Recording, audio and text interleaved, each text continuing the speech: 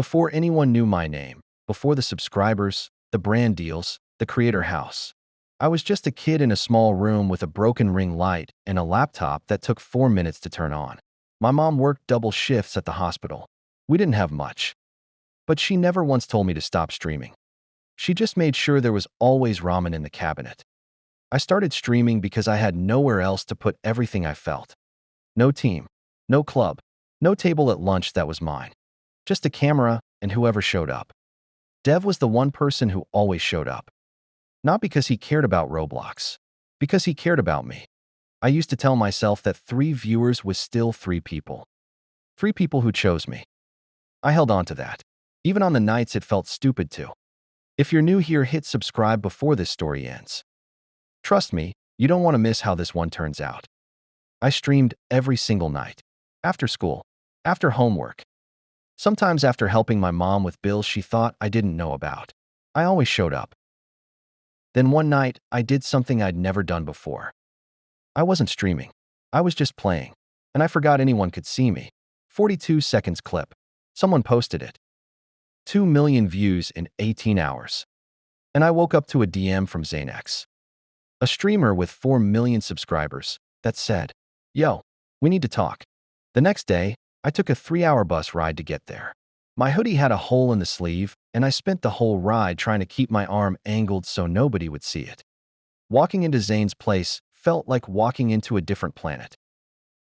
I gripped my backpack and tried not to look like I'd never seen anything like it cause I hadn't.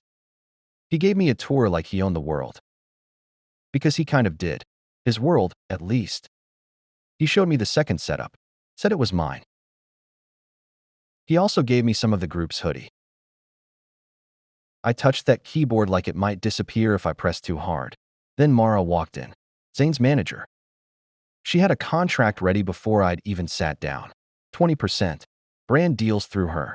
Content approved. I was 16 years old and naive, so I signed it. There was another creator in the house. Riley. She'd been there 8 months. She pulled me aside my first night and said 3 words. Read the contract.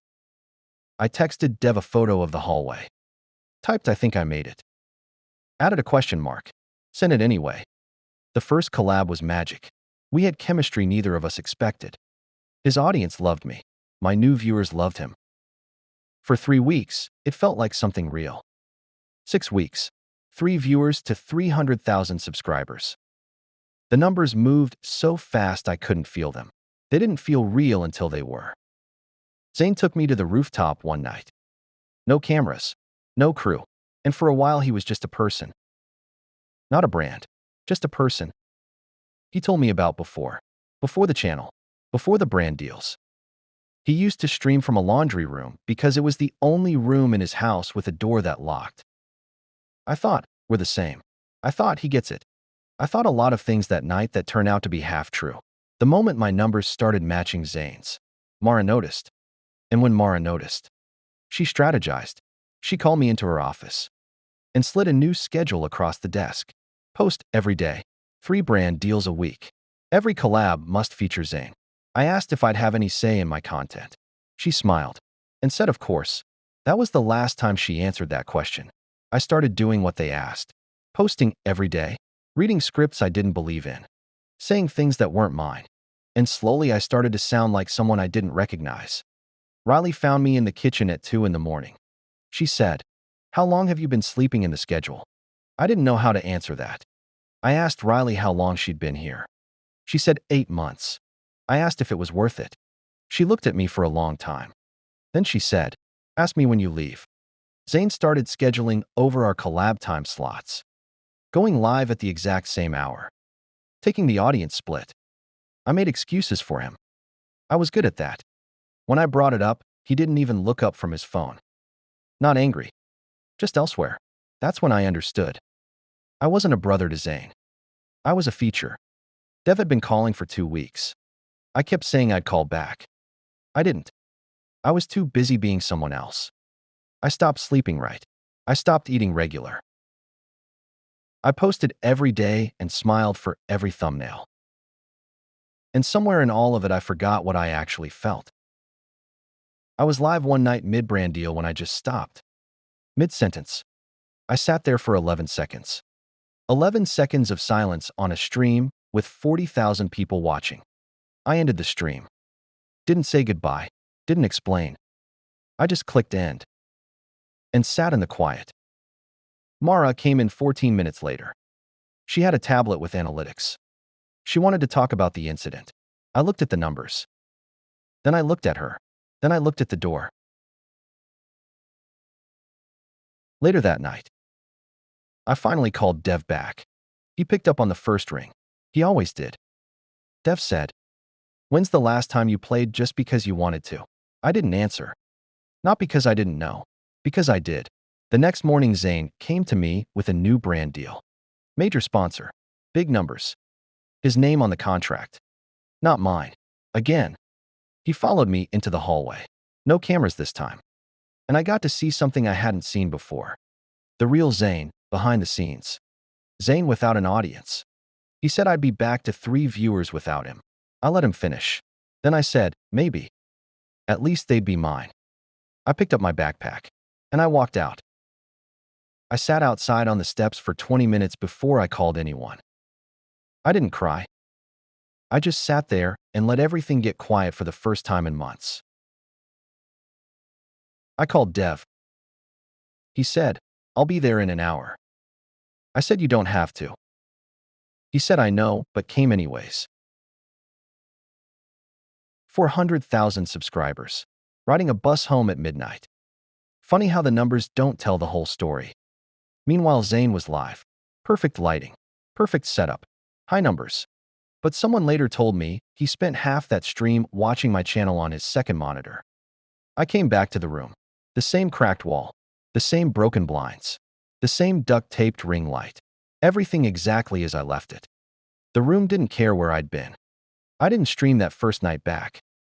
I just sat there. And I played. Just for me. No camera. No chat. No schedule. Just the game.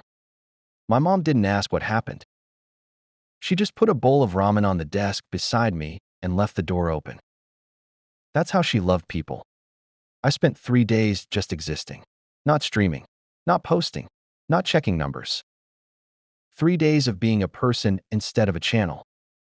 On the 4th day, Dev showed up at my door with a bag of chips and his controller. He didn't knock loud.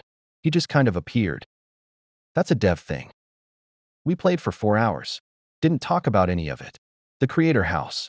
The contract. Zane. None of it. We just played. It was the best I'd felt in 3 months. On the 5th day, I turned the ring light on. Not because I had to.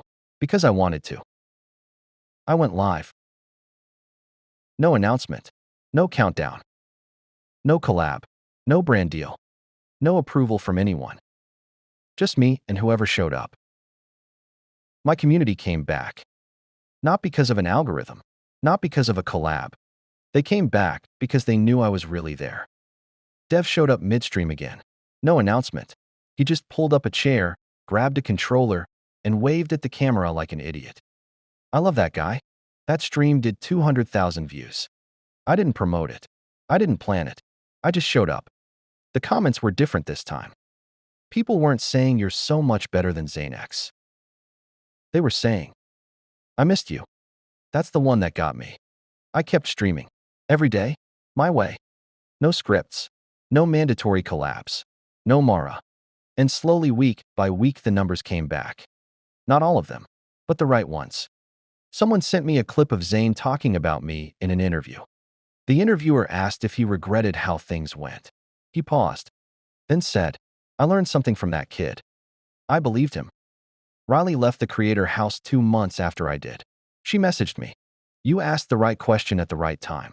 I still don't know exactly what she meant. I think I do. Here's what nobody tells you about getting famous. It doesn't fix anything. It just makes everything louder. The loneliness, the doubt, the need to prove you're real. The only thing that ever actually helped was going back to what was true. The small room, the real friend, the 3 viewers who cared before anyone else did. My mom asked me once what I was trying to do with all of it. I said I just wanted someone to hear me. She said, Baby, they already do. I never wanted to be server famous. I just wanted someone to hear me. Turns out that's always been enough. Enjoyed the video? Leave a like, subscribe to Epic Blocks Tales, and hit the bell for more amazing Roblox stories every week. Comment your favorite moment below, and we'll see you in the next adventure.